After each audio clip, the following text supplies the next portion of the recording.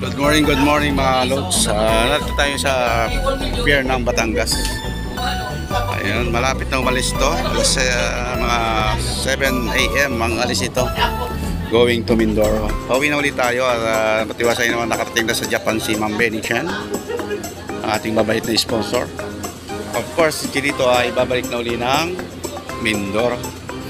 So ang sinakyan naman natin barko ngayon ay ang Pascat. Mas mura kaysa sa mga una natin sinakyan.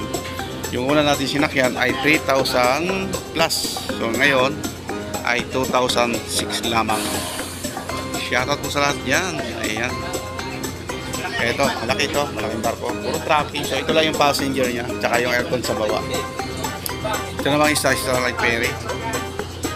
Hindi ko alam kung saan ang biyahe nito. Kung Romblon baga o Batangas.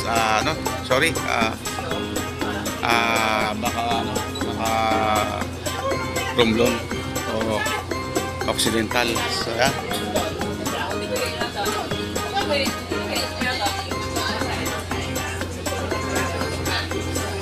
Ito yung passenger niya. Pick up ko kayo. Yung isang magandang barko na yung sa kabila yun.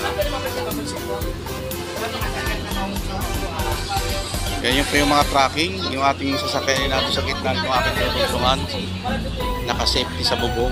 May mga rider din dito, ayun. Ayan. Sana all makabili tayo ng motor pang ride. Ayan kakatuwa naman sila. Amimiss ko mga motor. Motor na ulit tayo sa pagdating natin ng Victoria.